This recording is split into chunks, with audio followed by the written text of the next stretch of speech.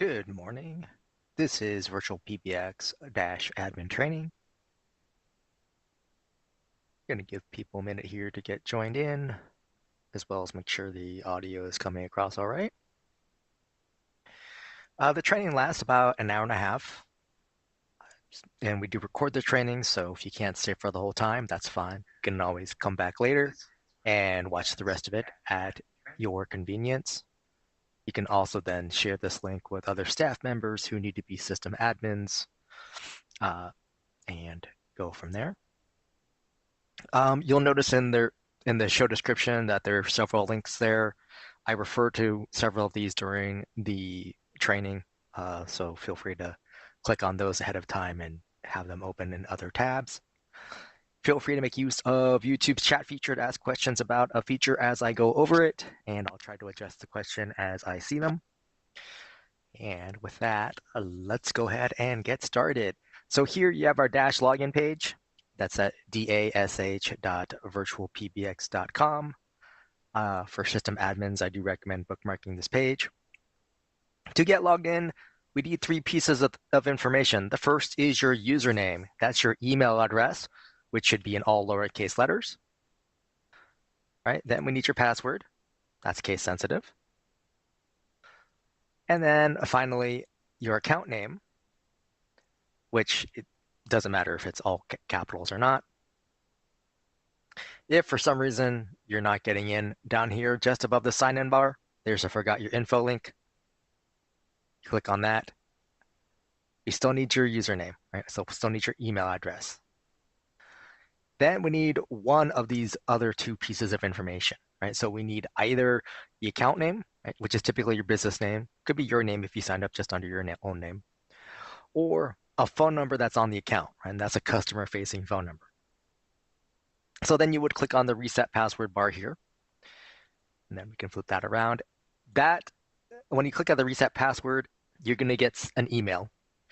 In the body of the email, there'll be a link that you can click on that's going to let you log in temporarily so you can change your password. It's not going to let you do basically anything else. Once you're done updating your password, it will log you out. If you try to navigate away from changing your password, it will also log you out. But then you come back here, and you would then enter in that new password you created. You also have the option here to click on Remember Me. And then you get signed in. Now, I'm using a test account. I sign into this on a regular basis. So when I log in now, it takes me right here to my account dashboard page, basically giving me a snapshot of what my system's currently at. If it's your first time logging in, you'll get taken to your user account page. Now, you can always get back to your user account page at any time. If you look up here at the top of the page, right, it says VirtualPBX on the left. To the right of that, I see my name here, just right of center. If I click on my name, get a big, huge pop-up, I'm on my user account page. So this is where I would change my password. Now, as a system admin over here on the left, I can also get to the account level settings, like where I could change the time zone and language display of these web pages. If you need to change the company name, you want to email our billing team, and that's billing@virtualpbx.com, just because they want to make sure everything is synced up on that side. Admins can also access the add-ons, which basically allow you to add different features to your account. In some cases, depending on your plan, enabling an add-on will increase your bill. You'll get a warning message, about what that increase will be. You've got the text forward feature, which is the only feature that's enabled on this account. But you have things like advanced reporting, auto attendance. There's a few others that are available. But you would click enable, and then you'll get a pop-up letting you know that there'll be, if there's an increased charge to your account and what that would be. And then you confirm it to continue. Admins can also access the billing portal. You would click on this link here. That would let you log into the billing portal itself, where you could do things like change your credit card, right? View previous invoices, etc. Also, any admin can cancel the account. Going through this process through the web page here, this will close the account by your next billing cycle. All right, so whenever your billing date is the next one, it would close out the account automatically. I'm going to go ahead and click on the close box here on the right. And now I'm back here on my dashboard. So up here at the top, again, click on your name at any time to get back to that user account page. Most people to the right of your name, you have a D&D toggle. Right? D&D stands for Do Not Disturb. Mine is currently active, right, because it's white. And that means I'm not accepting calls, right? So someone tries to dial my direct phone number, they go to voicemail, right? If they call in the main number, enter my extension number, they'd still go to voicemail, right? And I'm just not taking calls at this time. I can click on it here to turn it off. See, now it's mostly black, so now I'm accepting calls. Next icon here, a little phone icon. This opens a new tab, takes you to webphone.virtualpbx.net. This requires your Dash login information and also requires that you have a web phone device on your user. If you do, you enter your Dash login information and you can then log into the web phone and you make use of Chrome or Firefox to make and receive calls. And that works on the desktop versions of those browsers, not the mobile versions. The little chat bubble here, this opens a new tab and takes you to virtualtext.app. Has its own login information, but that's how you would make use of the SMS servicing or texting. That's a feature that has to be, SMS has to be enabled on an account, so you may need to talk to our account services team. They also have to go over SMS registration with you. Little question mark icon. This opens up a chat window to speak to our support team, right? So they can walk you through adding a feature or adjusting a feature. The 3 horizontal line icon here, that's the menu icon, right? Gets you to other Dash features. Oops. The majority of our training is going to be on the dashboard, like 95% of it. We'll touch on these other subjects. Some of them have their own links in the show notes because it's easier for them to have their own video. And then little arrow icon to the right is the logout icon.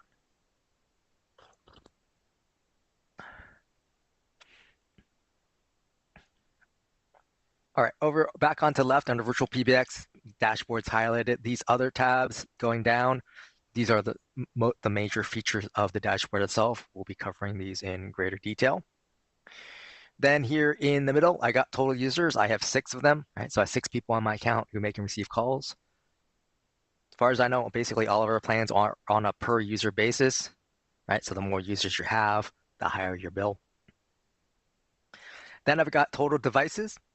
Currently I have 11 devices and a breakdown of the general types. First up is cell phone. So you can add a cell phone or landline number as a device on your Dash account, meaning we can send calls to your cell phone number, right? So you could call, rings to your cell phone, you could pick it up, answer the call, and speak to the person. Now, when we send a call to a cell phone number or a landline number, right? Once you pick up, you're not going to be able to transfer that call. And that's just basically an endpoint. But at least you can take the call. All right, next up, we have soft phone. This is a software application that acts as a phone. Right? This can be the VirtualPBX soft phone app. This could also be an app from someone else, like Counterpath.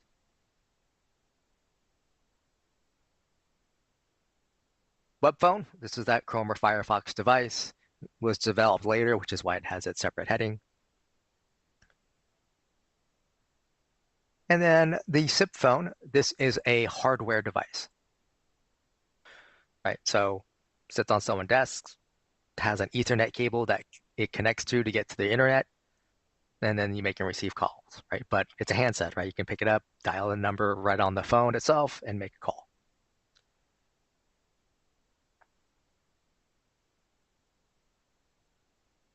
Here I have unregistered devices 1. That means I've disabled one of the devices on my dashboard here. most likely this is for like a temporary purpose, right? I'm just like, oh, I'm not currently using it, but we'll be using it again later. Oops, did not mean to do that. Next up, total numbers. I have 15 phone numbers. Your plan includes some number of phone numbers as part of your monthly plan price. That typically includes one main number and then a local number per user, at least on the current plans. So you can check the pricing page to verify that for your own plan. Otherwise, if your plan isn't listed there or you've been with us for a while, you'd want to talk to our account services team to find out how many numbers are included and what the charge per number is for new numbers or additional numbers. I believe that is $4.99 per number if you're over. Then we have a breakdown here. I have assigned numbers and spare numbers. An assigned number is a number you're using, right? So someone can dial one of those numbers and expect to speak to someone or leave a voicemail, join a conference, or be sending a fax, right? Spare number, you're not currently using it, but it counts towards your allotment of numbers, right? So like you had a Christmas sale or promotion going on. It's now long past Christmas. So you can take that number out of service so you're not getting calls about a promotion that's no longer running. That sort of thing.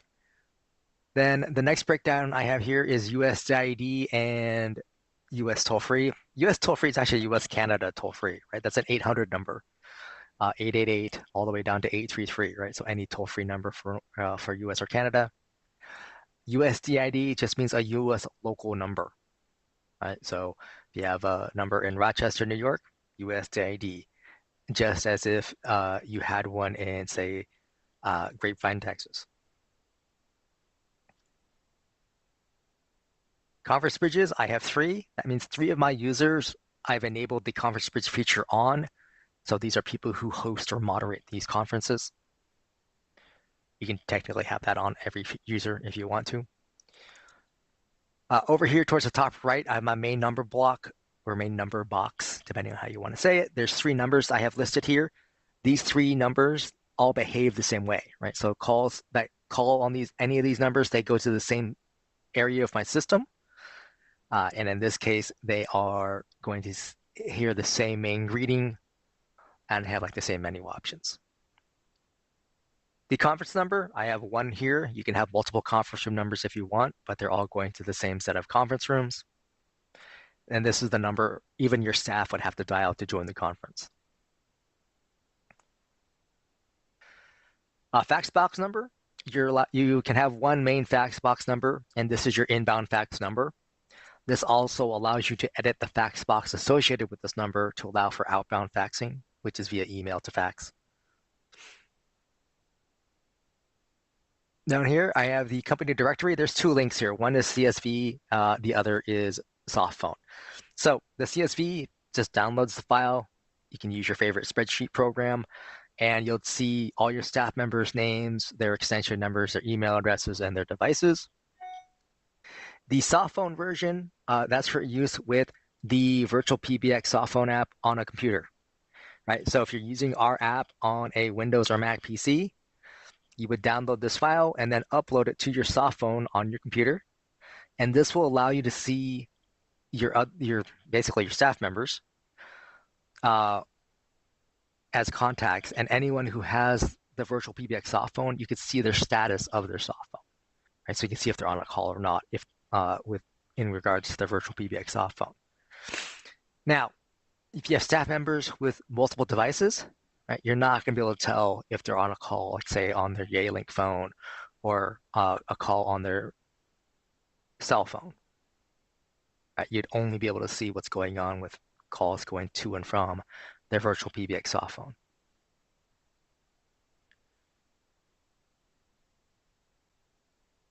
The VirtualPBX store, this opens up a new link or new tab, takes you to store.virtualpbx.com, where you can order things like a VoIP phone, among other things.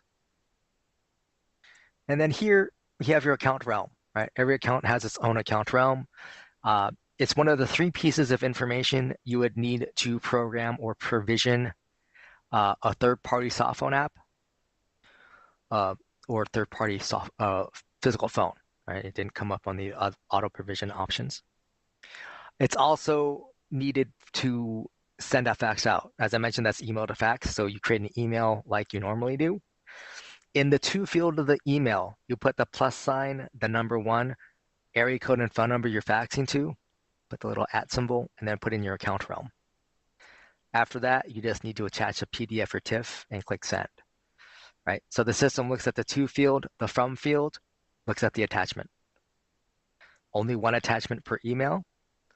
Again, you want to make sure it's a PDF or TIFF file. Make sure you don't have a signature file automatically attached on your outbound emails. And you should be all set. All right, up here towards the top, in the blue bar here where it says VPBX New Hire Sandbox, to the right, I have a company caller ID, and it's just labeled as caller ID. But if we click on that, big old box. So first up, you have the company caller ID number. This pull down allows you to select any of your main numbers. Whichever number you select, that becomes your default number for, say, like your VoIP phones. When they make an outbound call, they'll use this number as their outbound caller ID.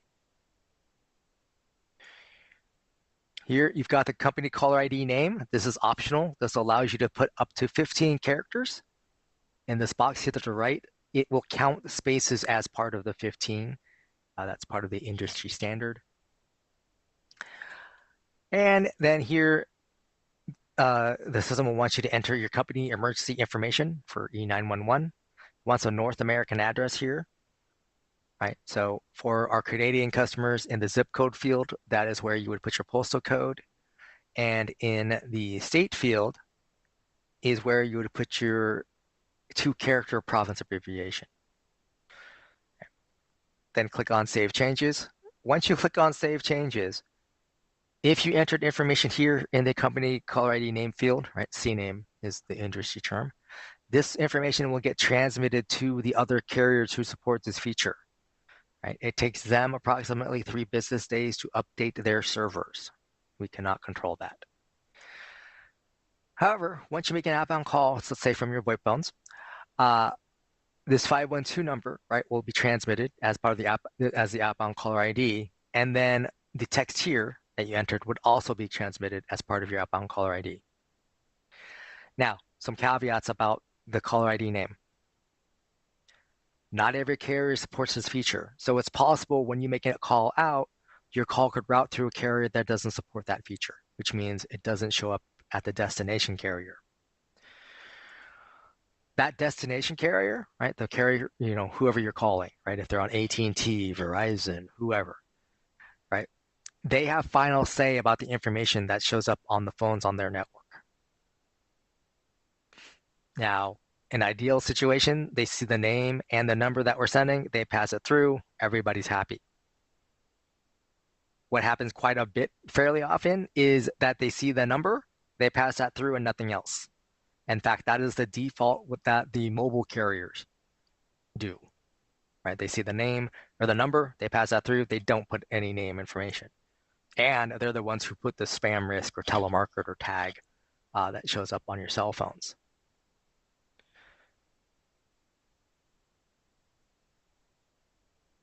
In terms of cell phone providers, right, they typically want to charge their subscribers a monthly fee to have the CNAM information show up on their phones.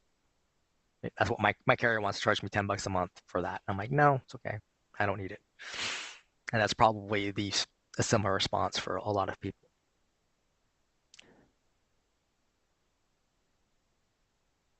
All right, next up, we have this hold music button here. So you can have a default hold music file play. Now, hold music, and for this button here, this is after a call has come into your system and reached your staff member's VoIP phone, right? So your staff member Bob, his phone rings, he picks up his Yealink phone, starts talking to the customer, and realizes he needs to put the customer on hold. So he presses hold on his Yealink phone. That's when this hold music file will play, right? So after it's reached one of your staff members. Now, you can upload your own file. The system will play back .wav or .mp3 files, right? Either one, up to 1 megabyte in file size. We recommend that you record in mono, so that way you can get a longer duration file, right? So like a 1 megabyte MP3 is roughly 5 minutes. The pull down here, this will show you any media files you already uploaded, right? Or added to the system. So that could be main greetings, voicemail greetings, or hold music file. So you want to make sure you use names like here in this box here that you would recognize. You would click on browse to find the file on your computer, click the up arrow icon, and then once it finishes uploading, click on save changes. Now hours is part of main number, but for a new account, you don't want to go right to main number. You want to make sure you've got destinations on your system for the main number to route calls to.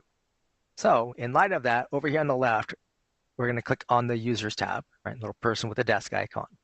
So here I see all my users on the account. The people with the little blue suit icon to the left of their name, those are my system admins, right? So they can make all the changes we're talking about.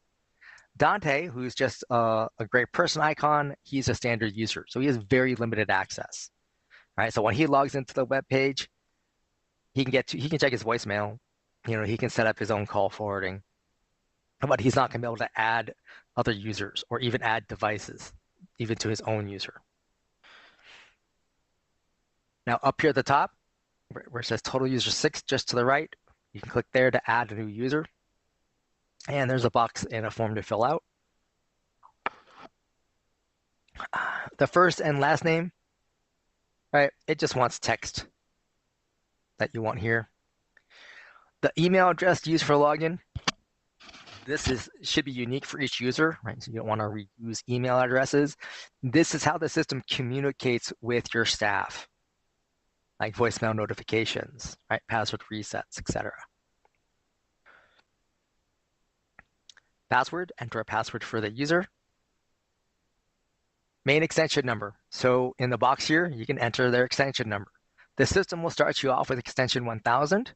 So it will suggest the next one be extension 1001, but you can change that to whatever you want it to be. We do typically recommend 4-digit extensions just for growth purposes, right, and versatility. This box is already checked for you, and that means it's what it's doing. The system is creating a voicemail box for the user automatically, right? It's intrinsically tied to the user, and that means you create the user, right? Let's say you add a VoIP phone to that user, and you get that VoIP phone registered. That means the user can pick up their VoIP phone, dial *98, and then click send or call. That will log them into the voicemail box that was created with their user, right? The system will then walk them through creating their voicemail box PIN number, as well as creating their voicemail box greeting. And they can also get to the personal options after that to record their name, which is what the system uses for the user directory. Excuse me. Here's your option to include that user in the user directory. Just put a check mark here. You can always change that later. Here's an option to send emails to an alternate address. Right. So now if you want those voicemail notifications or even the password resets to go to an email address other than the one that they used to log in, right? You click on this box and enter that different email address here. And this is something you can change later as well. And then here, I usually recommend checking this one here, send credentials to the user, and just put a little check mark here. Now, if you only need to create one user, click on create user. If you're adding multiple, create user and add another. So right? Both create the user you just finished filling out the box for, but when you have create user and add another, it refreshes the box so you can add the next person. Now, once you click on create user, if you've put a check mark on this last option, they get an email welcoming them to their Dash account with their login information and how to get logged in.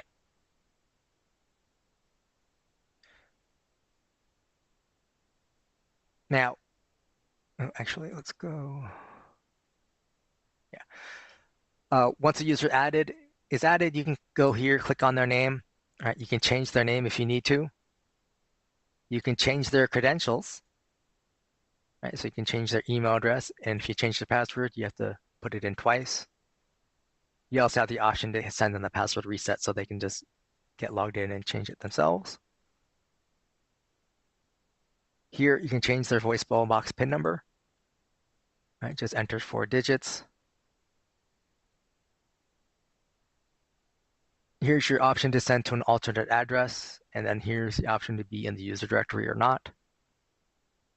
Over here on the right, this little person icon here, the pull down allows you to change an admin to a user or a user into an admin. Little time icon here, this allows you to change the time zone, right? So that way their voicemail timestamps are in the correct time for that user. Little flag icon here, this changes the display language of these web pages for that user. You can have it English, French, German, or Russian. Ringing timeout, by default, this is 20 seconds. That's plenty of time to send calls to a landline or a VoIP phone. If you have a user that's only using a cell phone as their device, you'd probably want to increase this to 30 seconds, maybe up to 45, but 30 is typically enough time. Then we have the extension number box, right? Shows their extension number. You can add additional extension numbers to a user if you want to. You would just enter in that additional extension number and then save changes. Phone numbers box, users can have their own phone numbers.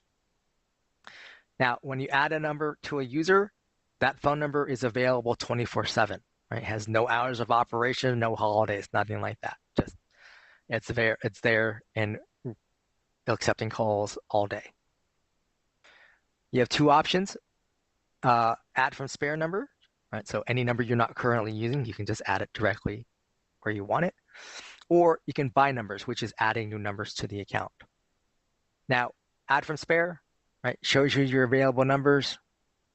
You can click on the box in front of it, click add selected, right? And then you would click on save changes. All right, buy numbers, adding new numbers. Right? So first up, toll free. Choose the toll free prefix you want to work with. Click on search. And it should give you a list of numbers you want to work with. You can click one or more that tickles your fancy. It adds it to your cart, shows it here. You can trash it if you don't want it any longer. Once you're done, right, you want to click on buy numbers. Just by moving it into my cart does not reserve the number. Right? So once I click buy numbers, now I'm reserving that number, right, and adding it to this location on my system. Right? And then I would click on save changes. Local, similar process, but you need to know the area code you want to work with.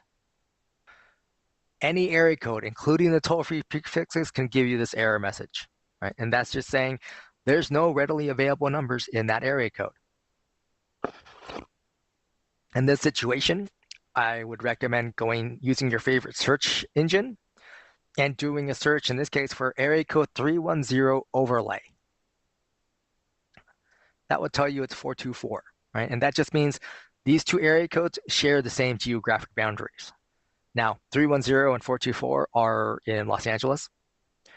If you look at a map of it, there's also a lot of area codes around that area that you could look at, right? Like 323, among others. But again, same process, right? Click add next to a number you like, click on buy numbers, and now you're adding it to your account. If you don't click buy, let's say you get pulled away into a meeting and then come back later, it's possible you'll get an error because someone else took the number while you were away. Yeah, you got this little gear icon to the right of these numbers, right? So here you can update the caller ID, right? So you can update the outbound CNAM for a phone number, and then you can turn on the ability to accept inbound CNAM, right? So people's names show up on your staff members' phones. E911, each phone number can have its own E911 address. So if you have staff members working in different locations, you can have your different phone numbers on your account have the address that's associated with their work location. And then you can assign that to a particular VoIP phone for the purposes of 911 only, right? So say Bob works from his house instead of your company headquarters, you can set up a phone number with Bob's home address as the E911, and then on his VoIP phone, assign that phone number for E911, right? So that way, if he happens to call 911 from his J-Link phone, it's his address that gets transmitted to emergency services, not your company headquarters.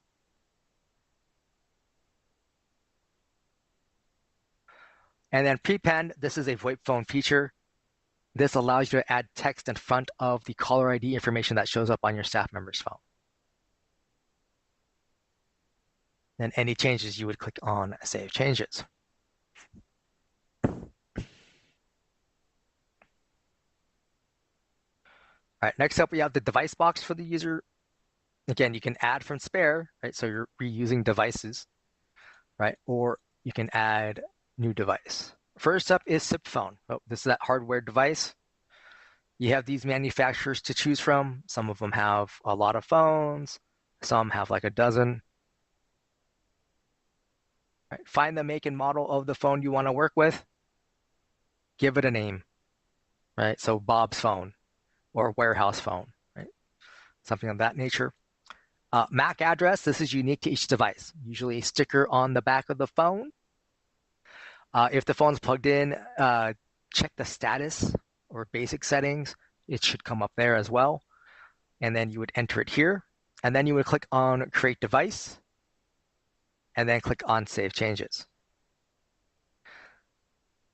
Now, after you click on Save Changes, you want to click on the device box again. And then here, that's my Yealink phone, right? Click on that, on the device's name. So now you see the device and the MAC address. That's great and wonderful. Over here, click on Advanced, and then select Miscellaneous. And down here at the bottom where it says Allow Reprovision, click the Unlock box. You get the little warning green message saying, hey, we're unlocking. Click Save Changes to close this, and then click Save Changes here. So now you've told our system, hey, I'm going to provision this device now. In terms of our dashboard, you're done. However, you need to log into that phone's web user interface. If you look in the show notes, there's the auto provisioning phones document. You'd want to click on that. It's going to talk about the unlocking as part of one of the first steps. But if you scroll down to the various manufacturers, you'll see screenshots for these various manufacturers for their user interface, basically where to go to add a URL and the proper syntax for that URL. So basically follow through all those steps. The phone will reboot at least a couple times. And then when you're done, it should show up as a green device on your system. So then you can make and receive calls.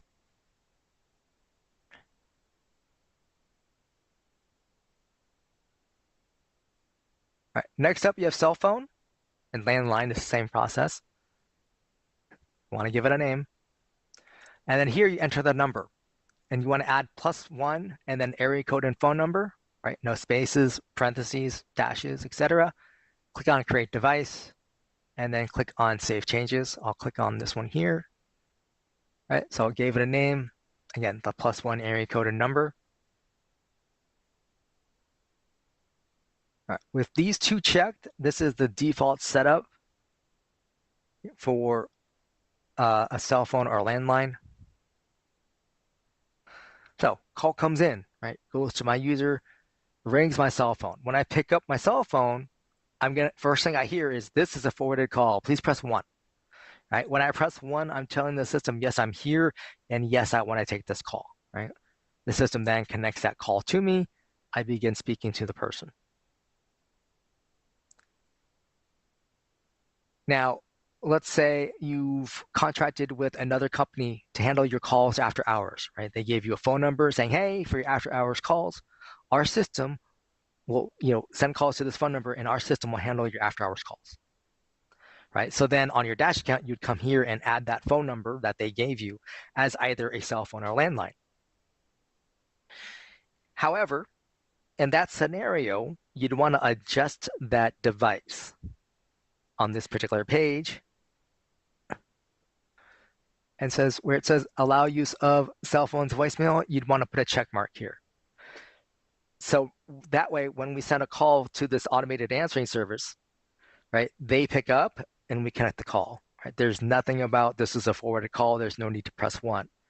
You'd want that removed when you're sending it to an automated answering service, because it's most likely initially a computer that answers, right, or some sort of greeting versus an actual person. So it just makes it easier for that caller to go through. Now, you could also do this on your personal cell phone if you wanted. And what can happen there is, again, you don't have to press 1, so it saves you a little time in terms of just picking up the call and answering it. But what can also happen is your cell phone voicemail can pick up. That's still a pickup tone. So that inbound caller can end up on your personal cell phone's voicemail, not on the system voicemail. Some people want that, some people don't. The next thing that sometimes comes up is this one here, right? Keep original caller ID. By default, this is checked. And what that means is customer Mary calls in, goes through the system, reaches my cell phone. On my cell phone's display, I see customer Mary's phone number. Now, I might be getting hit by lots of robo-dialers, right? In the US, it's an election year. So we're all at some point or another going to get hit with all sorts of political calls. So if I don't recognize the number, I may let it go to voicemail, right? Which means I could miss a business opportunity. If I uncheck this, instead of seeing customer Mary's phone number, I see my main number. And if we close this out, right, this number that you selected up here, that's the number I would see on my cell phone. Hopefully I would recognize my company number and then be willing to pick up.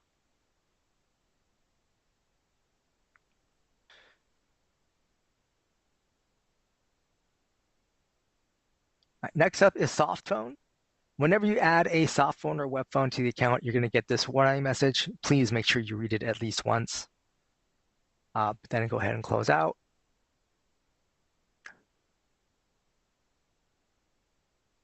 And then we get this big box here. Now, the system will default to say that you're adding a third-party soft phone, meaning you're using a soft phone app that is not from VirtualPBX, right? You're using someone else's app. That's fine. If you do that, give it a name. Here in the SIP username, you'd want to copy and paste this, right? Because this is one of the 3 pieces of information you would need for that app. In the SIP, for the SIP password, click here in the box to reveal that password, copy and paste it, right? Please don't change it. And then here's that account realm. So those are the 3 pieces of information you would need to program or provision that third-party application. You would then click on Create Device and then Save Changes. Now, if you want to use the VirtualPBX soft phone, then down here at the bottom, right below where it says View Configuration Guide, it's grayed out, but it says Use Third-Party Application. This is a toggle, so you can click on it. So now it says Use VirtualPBX application, right? Shortens it all down. So now you just need to give it a device name, then click on Create Device, and then click on Save Changes. Once you click on Save Changes, the user gets an email saying your VirtualPBX soft phone is ready. It's going to have their username and password to get logged in to the soft phone app. It's also going to have download links so they can download their app to, say, their cell phone or their computer.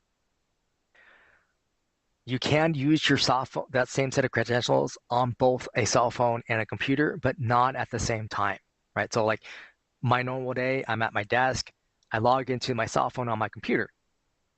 Now, if I need to go visit a customer, but I still want to be able to take work calls on my cell phone, I'd log out of it on my computer and then log into the app on my phone, right? So I can still take calls on the app on my phone at that point.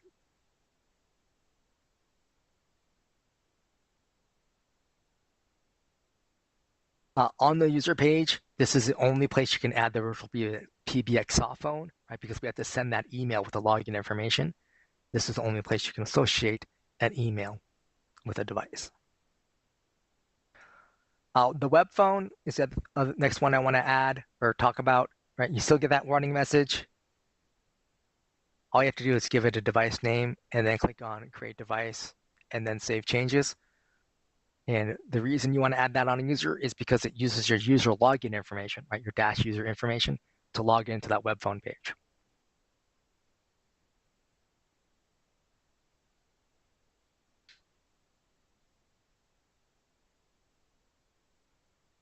All right. Next, we have user features. First, we have caller ID number. So this is for users who you want to change their outbound caller ID.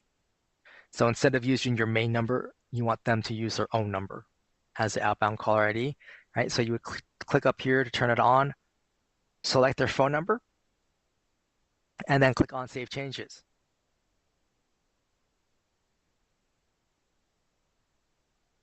And then once I do that, let's do that here, right? This phone number I have on this user, whenever he makes a call out, that's the phone number that shows up as his outbound caller ID.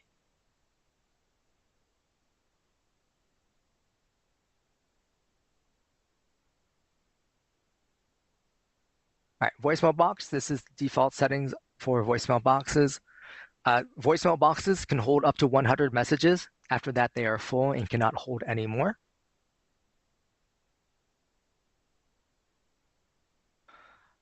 And by default, there's 3 ways to listen to messages, but only 2 ways to manage. The first way to listen is actually denoted here is that we're attaching the message to email, right? So you get a voicemail message, you get an email. It's going to have in the body of the email, it's going to have the date, the time, the phone numbers involved, the extension number involved, or the voicemail box number involved, excuse me. Then it's going to have an MP3 attachment, which you can click on and listen to. In terms of managing the voicemail boxes, you can log in through the website, right? And under the user portal, the default location on the user portal, it sends you to is your voicemail box tab. So you can listen to your messages there, but you can also delete them there. You can also call into your voicemail box, right? So from your VoIP phone, right? Dial *98. Log in over the phone, listen to them over the phone, and delete them over the phone. From like a cell phone or landline, you can call into your main number as long as your main number goes to your auto attendant or virtual receptionist. Because when you hear that main greeting, you get *97, at which point the system will then ask you for your voicemail box number and then your PIN number, and then you can listen to and manage over the phone.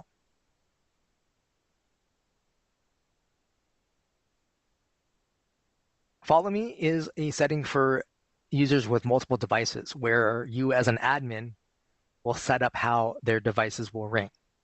So when you click enable, actually, if you leave this disabled and they have multiple devices, whenever a call comes to them, all of the devices ring. Right? When you click enable, you're saying, hold on, I want to control which devices they actually make use of typically. Over on the right, they default to do not ring, right? You have to tell the system which devices you want to make use of. So you uncheck the devices you want to use. You have this little green bar here to the right of the device name. Click and drag to give that a ring time. Right? So for instance, I do that like this, so that way these 2 devices ring at the same time. Notice over here along the top, these are timestamps, right? It defaults to 120 seconds. I can click distribute. So now I'm splitting the time between my soft phone for 60 seconds and then the web phone for 60 seconds. I can click and drag and click distribute again. So now the web phone is first and then the soft phone. These are still sliders, so I can still do some overlap like this if I wanted to.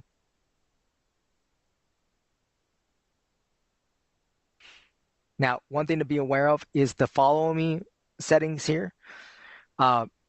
Basically only work for calls that go to the user directly, right? So they enter his extension number, right? Or they called his number directly. If this user is part of a ring group, which we'll be getting to next, calls from the group ignore the follow me settings. In that scenario, they're ringing them all.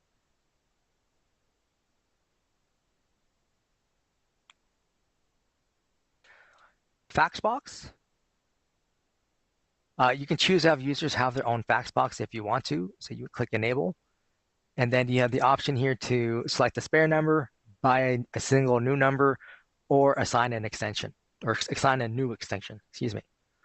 I recommend if you're going to do this, to make use of a phone number, because that means the user can send and receive faxes. If you assign an extension number, you limit them to only ever being able to receive a fax. If they try to send a fax out, the system will use the fax box extension number as the outbound caller ID, which will fail.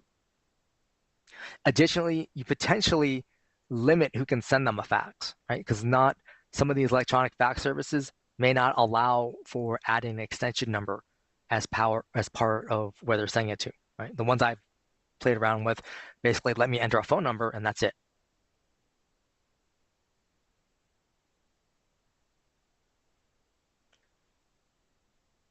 Conference bridge, up here is where you would enable. Basically, you're saying, hey, this person is going to moderate conferences. And then you would enter in a PIN number for that user in this box here to the right. This is something the user can change on their own in the user portal.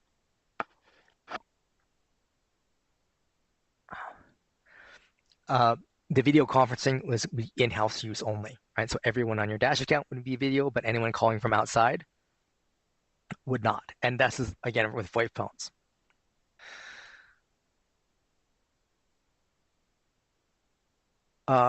Call forwarding, this is for VoIP phone users, pretty much. You have off, on, or failover mode. Your staff members can turn call forwarding off or on their own. Failover mode is something you as an admin would have to set up for them. And this is if their VoIP phone goes offline, right, becomes unregistered, you can designate where you want the call to get forwarded to at that time. Right, so in this case, I'm saying, hey, if my staff members' VoIP phones go offline, I want to automatically forward to this phone number that I enter here, right? +1 area code or number, no spaces, dashes, or parentheses, right? So this is automatic, right? So my VoIP phone, like my dog runs by, pulls out the cable on my Yeeling phone, it's offline. Call happens to come into me right at that time. Before I can plug my VoIP phone back in, it gets sent to my cell phone, right? So I pick up, I answer the call, I help the customer.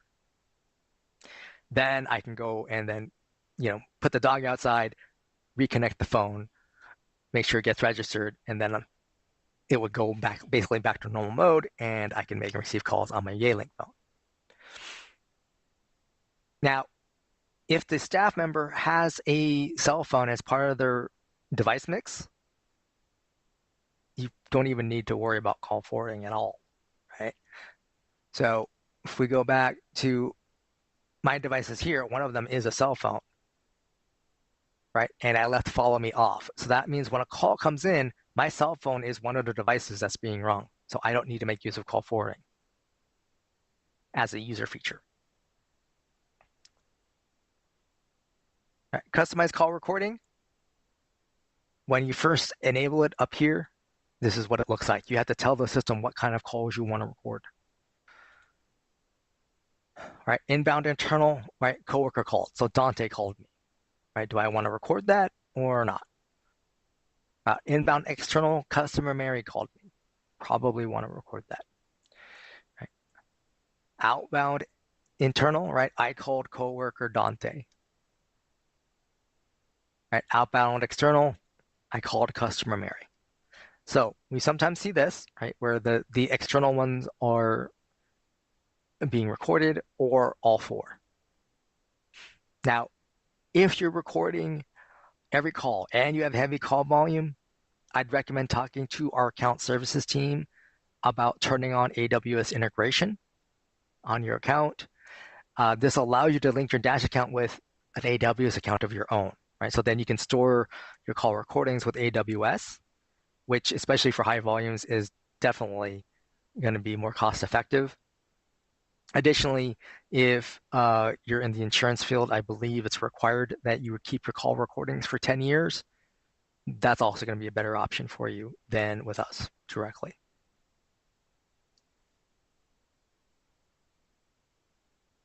Music on hold. You can choose to have your users have their own hold music if you want to.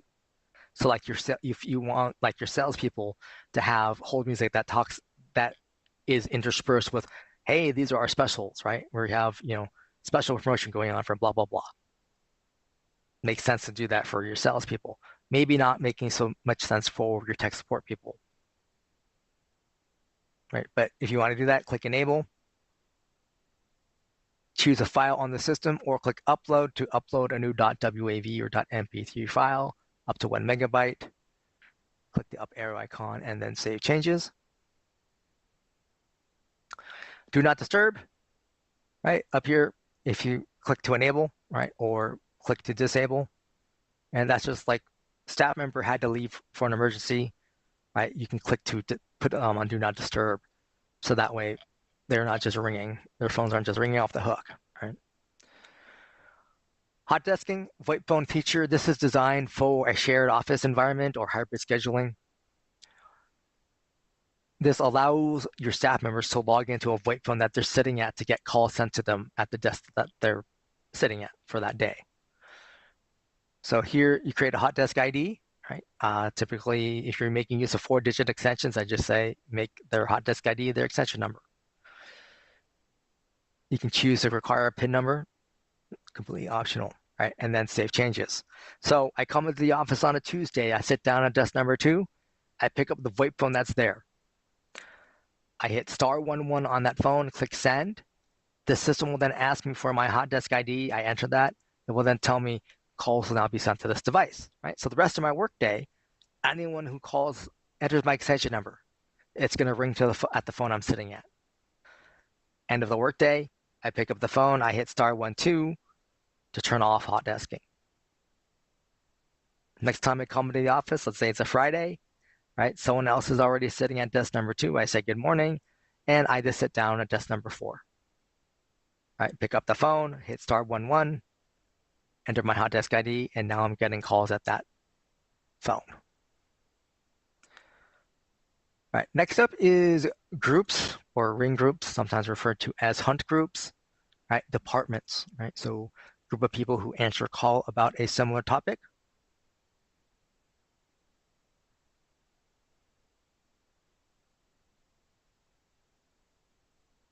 Up here at the top is where you would add a new group, give it a name, give it an extension number, and then click and drag your staff members that you want to be part of the group, right? And then click on create group.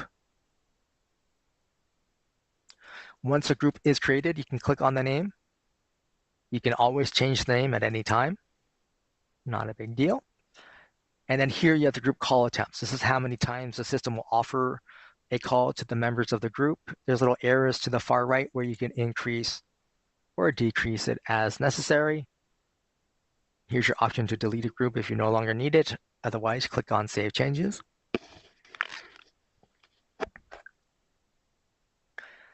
Then to the right, we have our members box. All right, this shows my staff members assigned to this group and how I'm offering calls to them. So in this setup, this is referred to as blast ringing or ring all, right? Everybody gets the call, offer the call at the same time, right? Whoever picks up first gets it. Now, it's possible, let's say that David and Taylor pick up at the same time, right? Well, they're both not getting the call. Only one of them gets the call. And in that case, right, for instance, Taylor, the system says Taylor actually got it first by, whatever fraction of a second. So Taylor is helping the customer. David's sitting there going, hello, hello, anyone there? Right. Now, in an office environment, it's pretty easy for David to hear Taylor, oh, he got the call, not a big deal. Move on with his day. In remote working situation, you would need something like Slack to make sure your staff members know that a call got completed. Because otherwise, right, if David's not a system admin, he's like, hey, I just got a call, but only got dead air. As a system admin, right, you can check the call logs to see who actually got the call, etc. Now, along the top here, right, these are times stamps. This last box you can edit. It defaults to 120 seconds, but you can change that if you want. You can also click distribute, right? So now it's always going to be offered calls in this order. Now, with groups, the system doesn't ignore the fact if someone's on a call, right? So if David's on a call and a call comes into the group, he's still getting offered the call for the first 40 seconds, right? Before it rolls over to Dante, right? Now, if David and Dante are both on calls, another call comes in, right? Then that third caller is going to wait 80 seconds before it's offered to Taylor. Right now, again, these are sliders, so you can adjust it so that there's less hold time for the second and third callers. Right down here, you can add user to add additional staff members if it's a little busier. All right, and then you can still click on the sliders here. All right, just like the follow me settings, right? These are, you can click and drag these to change the order, right? But then you still have to adjust the ring times again if you want to. Now, right, if you don't like that setup, right, where the system always offers call data first person, you probably want to talk to our services team about the call center or ACD queues. You can also look in the show notes for the ACD queues pro demo. The advantage of queues over groups is that the system knows when a queue member is on a call, and so it doesn't try to offer the call to them. It just skips them and goes to the next available person. That's one of the advantages. Extension number, right? You can add additional extension numbers for a group if necessary. Just like on users, you can add a phone number directly to a group, which means it's available 24/7. You get the little gear icon here as well. And then we have group features. First up is ringback. And you click up here to enable. And what this is, right, when a call comes in and offered to your staff members, right, their phones ring. That ring sound is piped back to your inbound caller, right? That's the ringback. If you don't want that ringing sound to be sent back to your callers, you can click to enable this, and then upload your own media file, right? .wav, .mp3, up to 1 megabyte. Now, this file, you want to make sure it plays as long as your total ring time in the group, right? The system isn't going to loop it for you. So if you left the group ring time at default of 2 minutes, just make sure your file plays for 2 minutes. Next action, if no one picks up, what do you want the system to do with the call? Right, then down here, you select where on your system you'd want that call to go. Right, you can send it to another group, you can send it to a user, a specific phone, or a voicemail box are the most common. Allow call forward, you can click to enable, right? So that way your users can make use of call forwarding. Again, if they have cell phones as part of the device mix, you don't need to turn that on. Caller ID prepend, this is for your VoIP phone users. You can add either text or numbers that shows up in front of the caller ID that shows up on your staff members' phones, right? So customer Mary calls in and you can have the word support and then customer Mary's phone number show up, right? Or have an additional set of numbers show up and then her phone number. I usually recommend doing one or the other, not both, as that can be quite a lot on someone's phone. All right, so we have users with devices, we've got groups. So now let's over here on the left, click on main number. First up, main company numbers. You can add from spare or buy new ones to have multiple numbers. And you've got a little gear icon here to update the E911, prepend, etc. Then you have office hours strategy. You can be open 24/7, or you can have custom office hours. The custom office hours are specific to these main numbers up here. If you choose the custom office hours for each day of the week that you're open, put a check mark in front of that day, and then enter your open hours in 24-hour or military time. You also have the option to be closed at lunch every time or every day at the same time. And then you would enter that lunchtime in 24-hour or military time, and then save changes. Office holidays, if you're closed for holidays, put a check mark here. And then over here to the right, click on Add Holiday and select Single Day, Date Range, or Advanced. Single day, like I have here for Christmas Day, right? So you give it a name, choose the month and the date, save changes. All right, date range, give it a name, start date and an end date, then save changes. right? Advanced is like I have for Memorial Day. I gave it a name. I choose the month. This second pull down, you have first through fifth as well as last, and then the day of the week. And then you click on Save Changes. If you want to remove a holiday, click on the little trash icon and then Save Changes. Incoming call handling. So for my main numbers, how do I want to handle calls during my open hours, during my after hours, and during my holidays, right? So there's 3 subtabs here. So this first, during my open hours, I have calls coming here into my, this first option here, it's highlighted, right? Incoming call, going to my virtual receptionist. This is a link. It opens up this big box. First up on the left is my main menu, right? So these are options people can press on their phone to navigate through my phone system. Here's where I would add additional routes, right? You can have 0 through 9, the star key, and the default action. Now, this pull down on the second pull down are things on your system, right? So users, devices, groups, voicemail boxes, etc. Right? If you don't have things created, this gets kind of frustrating because then you're going back and forth all the time.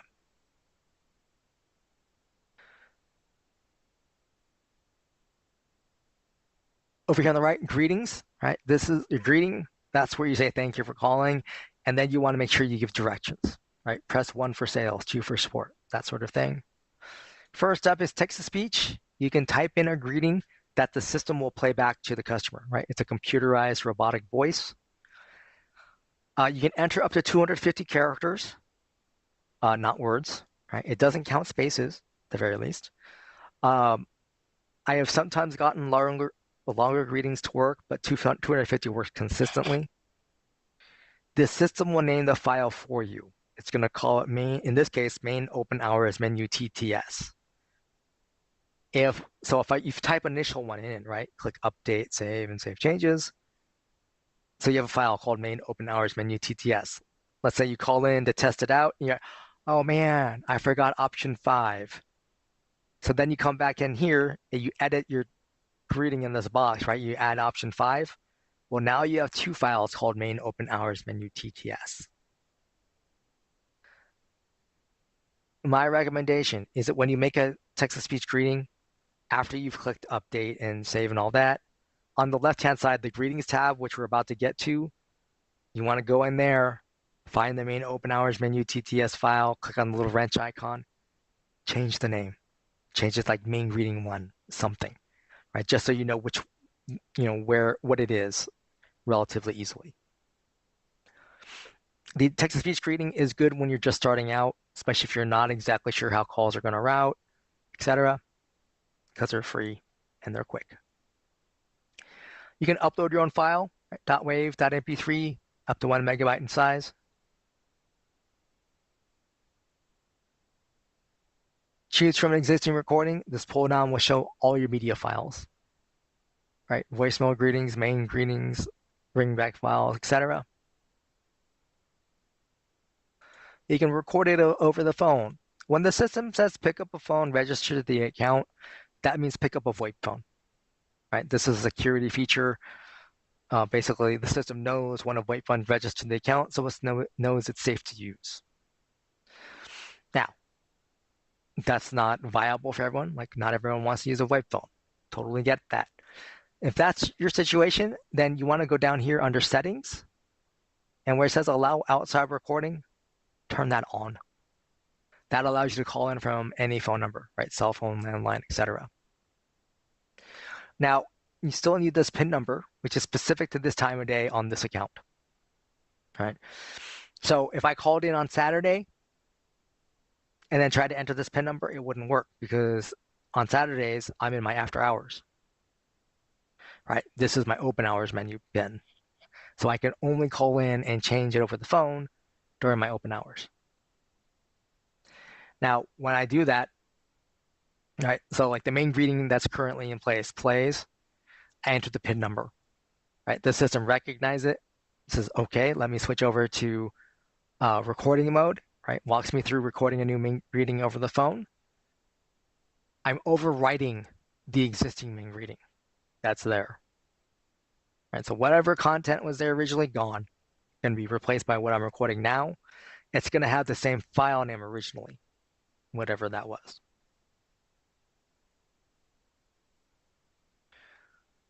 Professional recording services, when you click order, this will open up a new tab and take you to Snap Recordings. They're a separate company, but they have like 100 voice actors and actresses to choose from. They bill you directly via credit card. They send you the file when it's completed via email. So then you would come up here to upload your own file.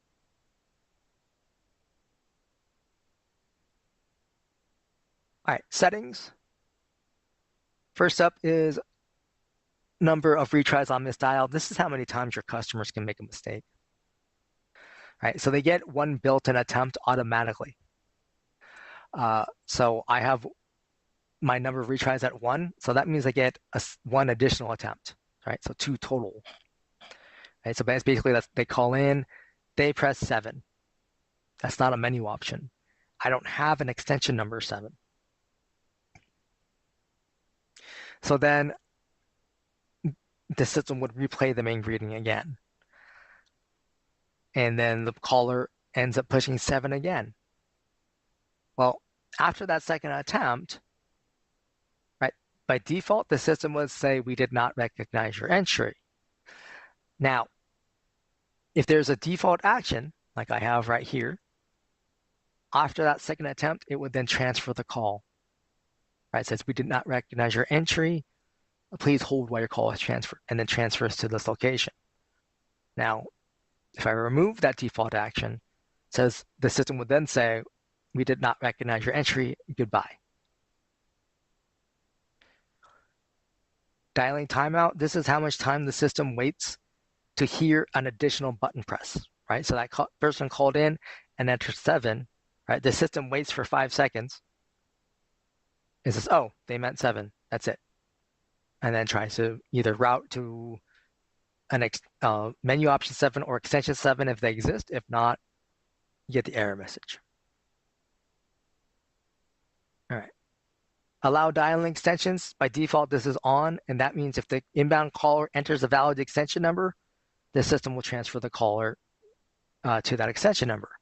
If you turn this off, that means your inbound caller can only press these menu options. If they enter a valid extension number, the system will treat it as an invalid entry.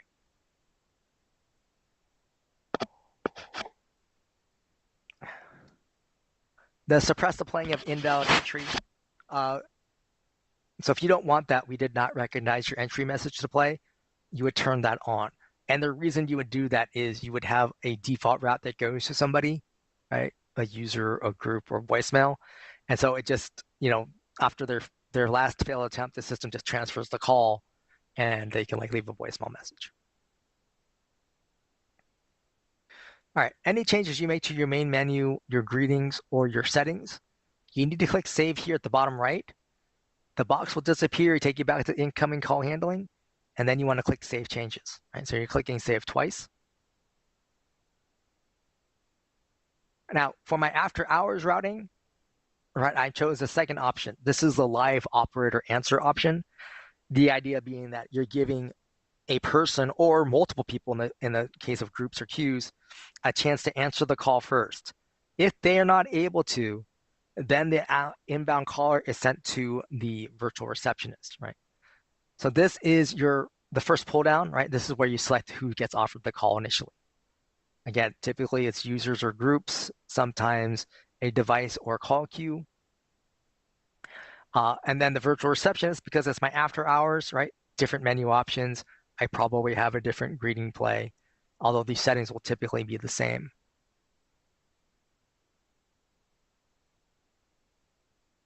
The third option I'm using here for my holidays, I'm saying call comes in, I'm saying, hey, don't go to anything, don't play anything, and instead go to this voicemail box. Now, this pull down, I can change that, right? So I can say, hey, go to my holiday on-call person, right? Their user. Or I can send it to one of my groups.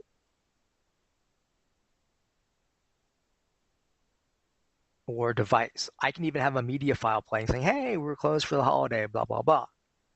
right? And then the second pull down, I can choose which voicemail box I want it to go to, right? So if I have like a holiday on-call person, right, I could choose to have it go just to their voicemail box. So that way uh, they don't have to go hunting in a voicemail looking for it.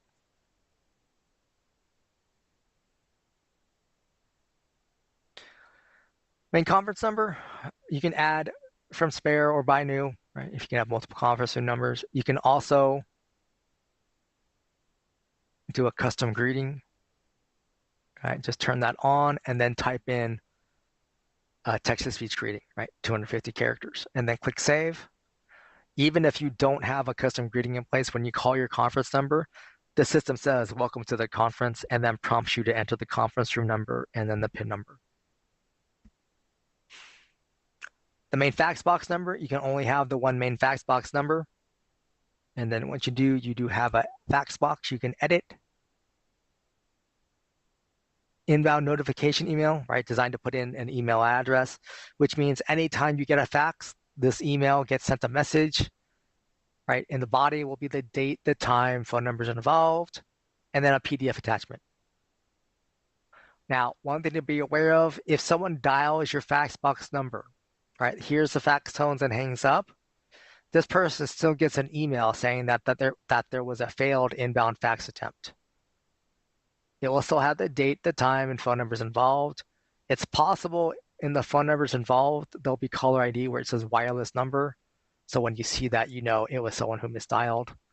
Otherwise, if it's like a number you recognize or expecting a fax from, you'd want to contact that other party to let them know the fax didn't get through. The email permissions, this is for outbound faxing. It's designed here to put your company's email domain in the box here to the right. So like on this system, anyone at VirtualPBX can send a fax out on this account, even if they're not a user on the account, right? They just have to use an email at virtualpbx.com.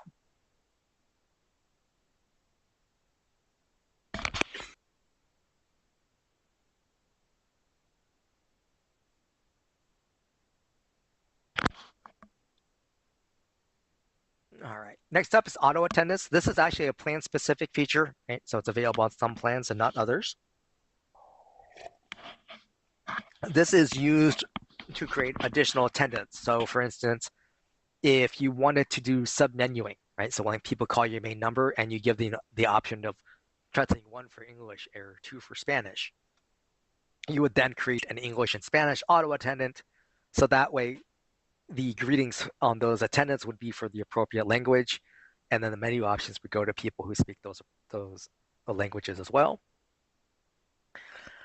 The other reason for multiple auto attendants would be if you have multiple businesses and you want them on the same account, right? But each business obviously has its own set of phone numbers and its own main greeting.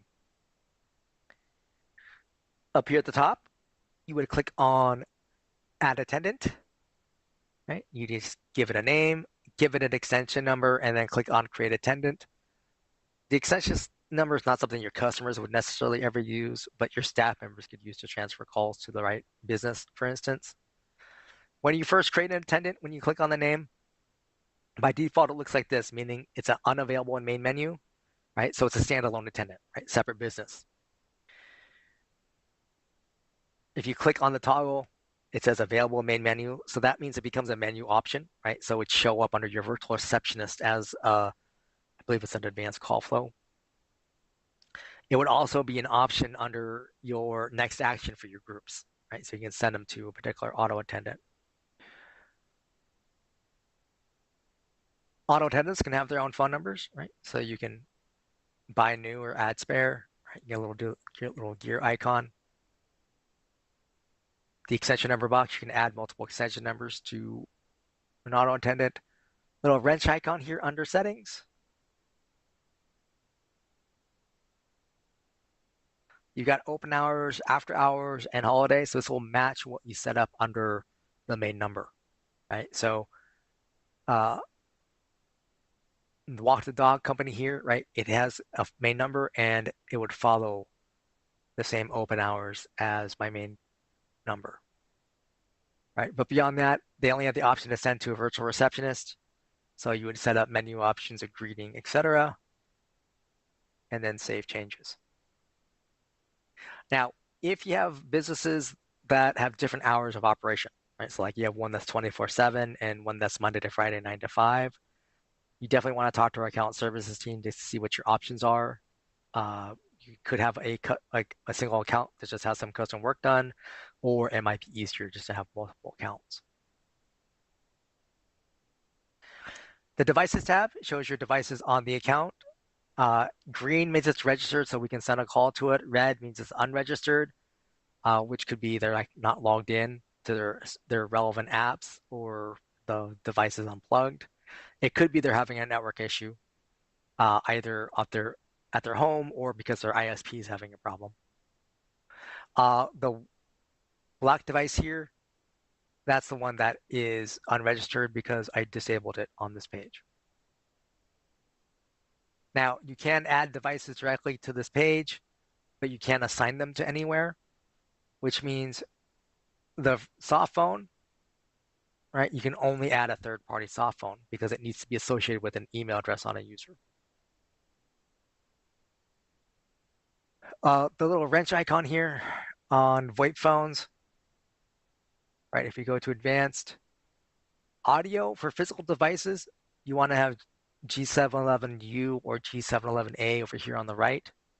You might have to click and drag the relevant codec over. The main thing here is for that emergency caller ID, right? You can select a number on your account, and then that's the address that's associated for this phone for dialing 911 only.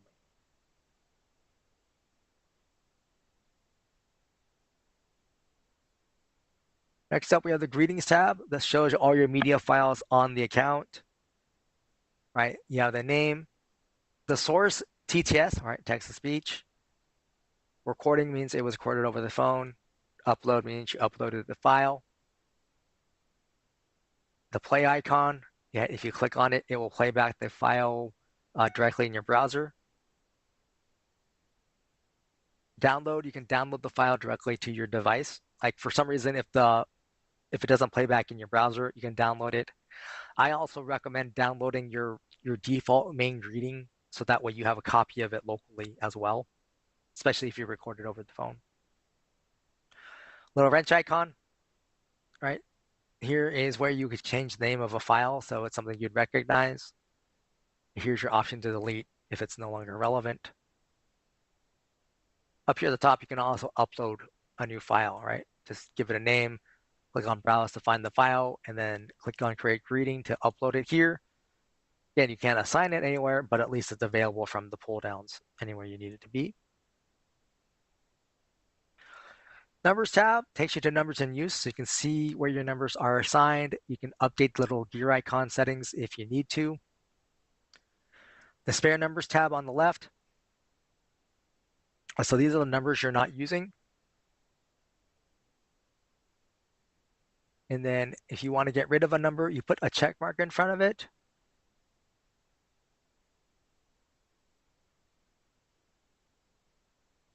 And then up here, you have the option to now delete. Successful. And now I have less phone numbers. You can buy new local toll-free numbers to add them as spares. You can click on port here to start the port process. Give it a name, choose local or toll-free. You need to upload a PDF copy of your most recent bill from the current carrier. There'll be a form to fill out, which basically is the information your current carrier has on file for you and for that phone number. It will ask for you for things like BTN, which is billing telephone number. If you're only porting the one number, you can use that phone number that you're porting as a BTN. That's fine. If you're having multiple numbers that you port in, you'd want to verify that with your current carrier. Some phone numbers require a PIN number to port out. That's typically from the cell phone carriers, but also some VoIP carriers. So you'd want to double check with your carrier to find out what that is. Toll-free numbers take about 3 to 5 business days. So figure about a week if everything is correct. Local numbers typically average 2 to 3 weeks. Sometimes they're very fast than that, but The average is 2 to 3 weeks. If we get a rejection, we double check to make sure there wasn't a typo or alternate information we could have used, i.e. for an address. But if we verify that we don't have any other options in terms of information that we have, we let you know saying, hey, we got a rejection for this reason, which means at that point you would need to contact your current carrier to find out what the correct information is in order to port out.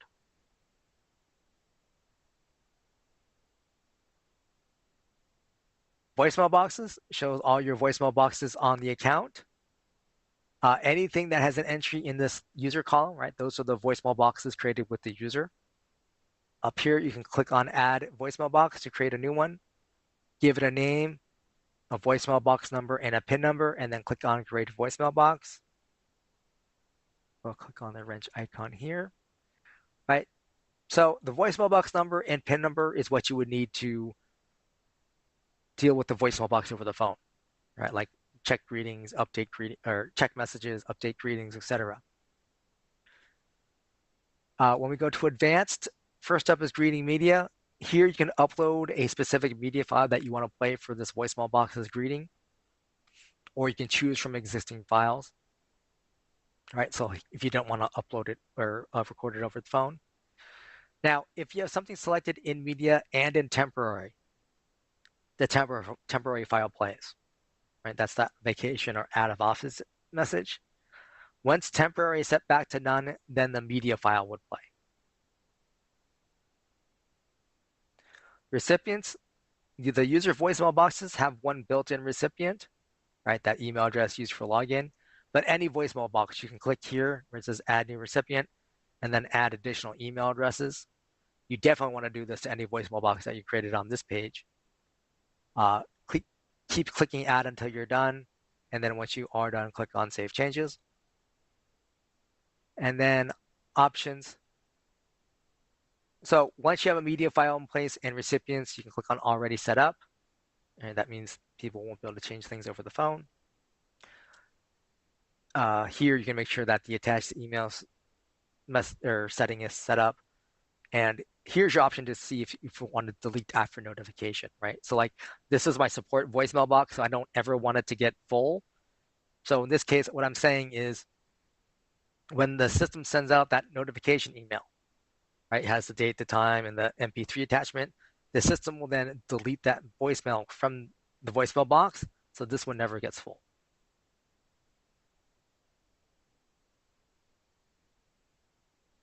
Text forward. This allows you to enable a number to receive inbound text messages and then send that information on to where you designate.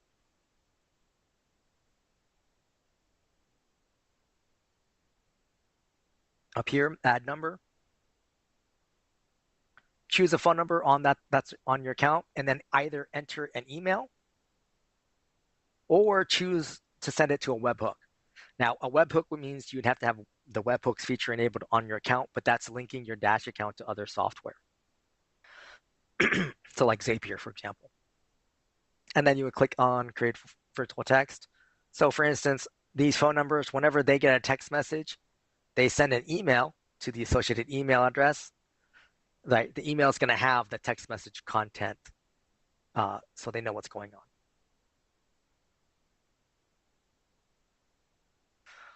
on. Virtual extensions is a plan-specific feature. This gives you a little bit more versatility in terms of what you're doing, and without having to add more users. Right, you would just click on Add Extension. You give it a name. You enter an extension number. You would click on Create Extension. Once an extension is created, you can click on the device box so you can add new devices. You're not going to be able to add a VirtualPBX soft phone, right? Because there's no email address associated with the virtual extension. But then this extension is available as a menu option, for instance, right? It's an extension number, so people can transfer calls to it as well. But you can't assign it to a group, right? Because it's not a user. Call logs.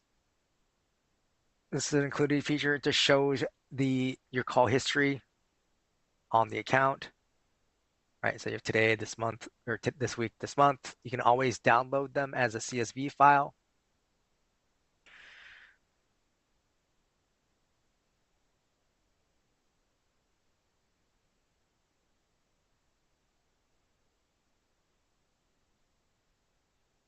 A little green arrow to the right is a call coming into the system. This first leg is a call coming in. The second leg here is a call coming from the system to, in this case, this phone, the cell phone number. Right, the yellow arrow to the left, that's an outbound call from the system. A little fire extinguisher icon here, this reports the call. So it will create an email for you, pre-addressed to support@virtualpbx.com. It's going to have the technical details of the call. Please type in why you're sending it in. Sometimes just from the technical details, we're not going to know exactly why you sent it in. You also have the custom option here where you can choose a different date range to see your call history, right? You can download them. The system will let you go back up to 12 months. Beyond that, you'd have to contact our support team. Our engineers can go back up to 18 months, but after that, the data is not available. So if you need your call log information for any kind of compliance reasons, I would recommend doing so every month. Right? Just come here and download it on a monthly basis. Feature codes. These are ways for your VoIP phone users to access Dash features directly from their VoIP phone. I've talked about a couple of these, like the hot desking ones. So obviously you can see it here in your dashboard. You can also go under the support pages. There should be a link there in the show notes. You can do a search for feature codes or do a search for phone commands cheat sheet. The cheat sheet will have the little context help typed out for you as well.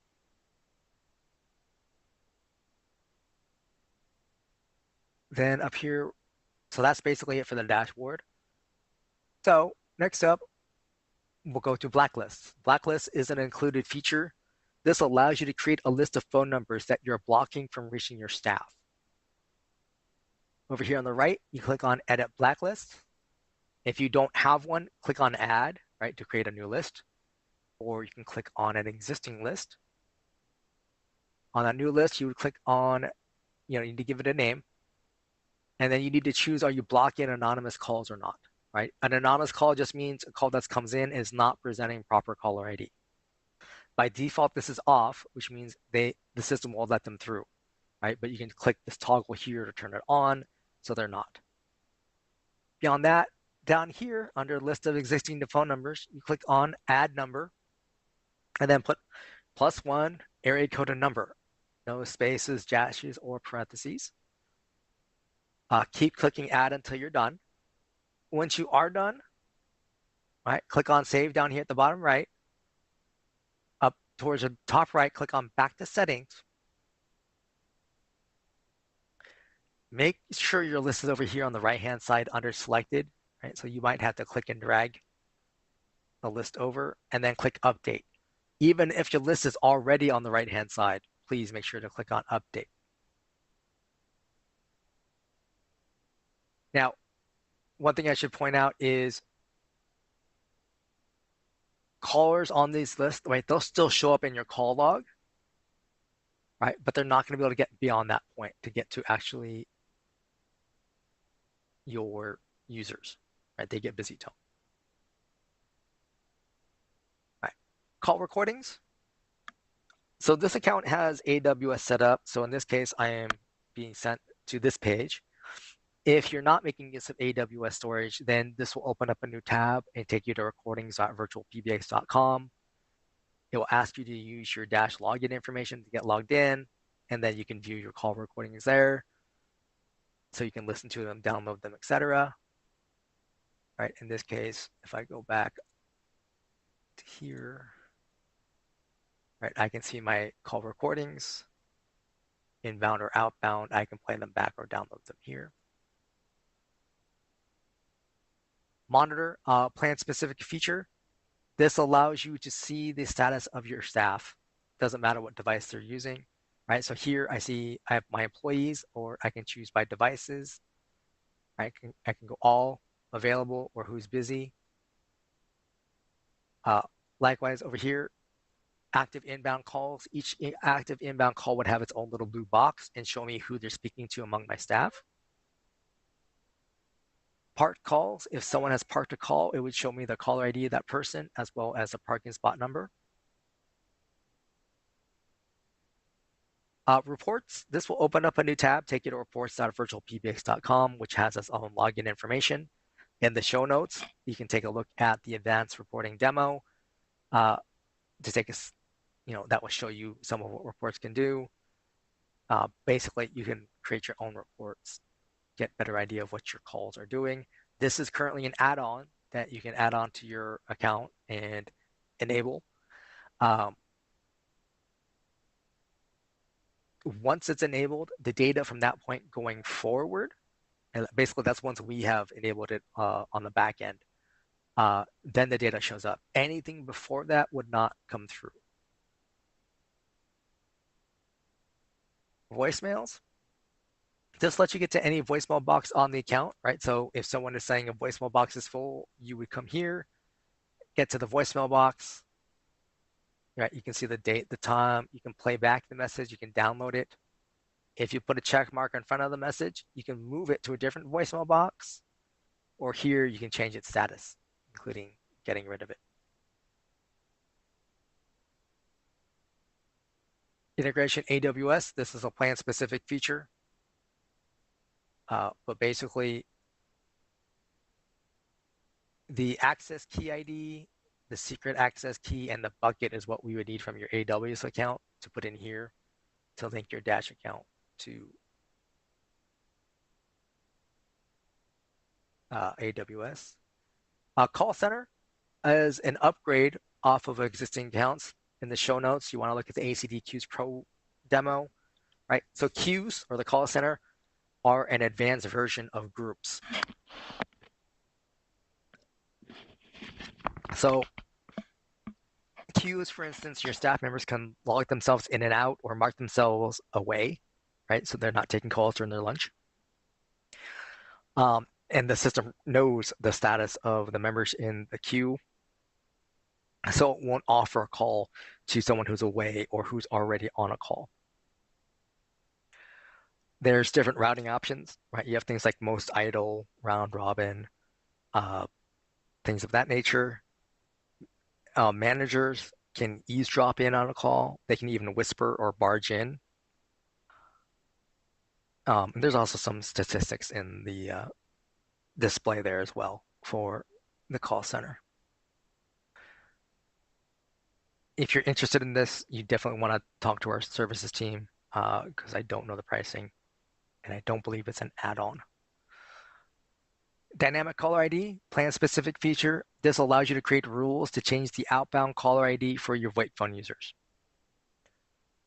If I click edit on this first one, for example, for here, I gave it the name of Vegas. I chose a 702 number on my account. And I simply said, whenever my staff members dial a 702 area code phone number, the system will automatically change their outbound caller ID to the 702 number I designated. The other version is a feature code, right? So now, in this case, my staff members need to dial *951. Then the area code and phone number they're calling. When they do that, the system's going to change their outbound caller ID to this 916 number.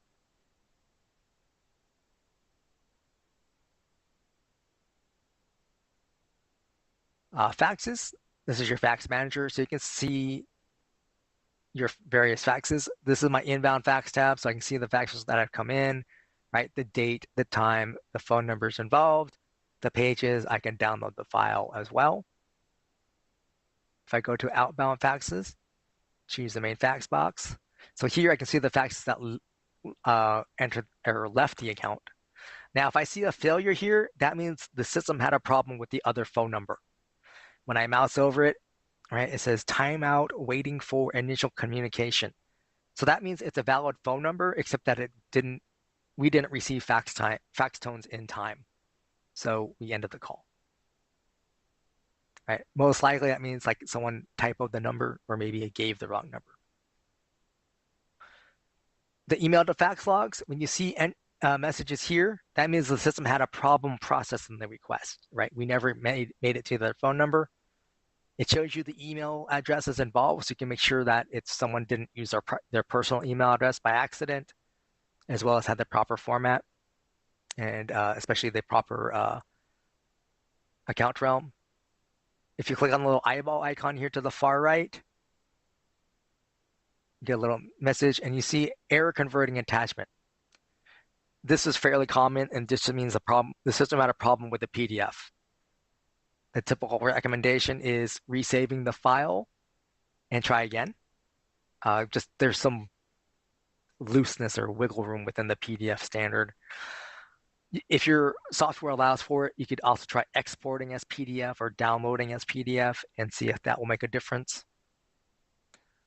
You can also get messages like, oh, this person wasn't a user on the account yet, right? Whether it's because the fax box wasn't set up properly or what have you. You can also get things like no valid attachment, meaning right, this person didn't attach a PDF or a TIFF file. Number manager, this just takes you back to your spare number page. Webhooks, right? Plan specific feature. It says some level of programming. In the show notes, you want to look at the Introduction to Zapier webinar that will cover some of webhooks. You can also go to developer.virtualpbx.com to see sample code of what we have done to link Dash to other software. If you're interested in this, you actually want to talk to our sales team. SMS registration. This is what you would need to do to get your phone number registered for texting purposes. You would start down here. Again, especially if you just signed up with us, you're actually going to want to talk to our services team so they can go over this with you. User portal. Every user can access their own user portal. It defaults them to their own voicemail box. So they can see the date and the time, right? They can play back the message. They can download it. They can also change the status. The call history tab, they can view their call history and they can see what they've done in terms of calls. The fax tab only works for users that have their own fax box, but then they would see their fax history.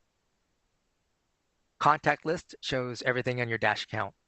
All right, so other users, auto attendants, etc. This is what your staff would use to transfer calls. The conference tab only works for users that have the conference bridge feature enabled. Over here on the right is where your staff members would adjust their PIN numbers. They want to make sure that the moderator PIN and the participant PIN numbers are different. They can choose to have people join deafened or muted, as well as play entry and exit tones. While in a conference, they can come to the user portal, right? The plus icon, they can invite other Dash users to the conference. They can lock in the conference. They can mute everybody, unmute everybody, or just end the conference call. Also, while in a conference, each moderator and participant has their own little box. So the moderator can mute specific people or even kick out a specific person. And then the settings and devices tab. Right here is where your staff members enable call forwarding on their own. They just put a little check mark here, put +1 area code and phone number, no spaces, dashes, or parentheses, and then click on save. And now they're forwarding. All right, uncheck it, click save again, and now they're not. And that is everything. Haven't seen any questions, so I'm going to go ahead and end the stream. I thank you for your time today, and we'll be back next Tuesday at 10 a.m. Pacific.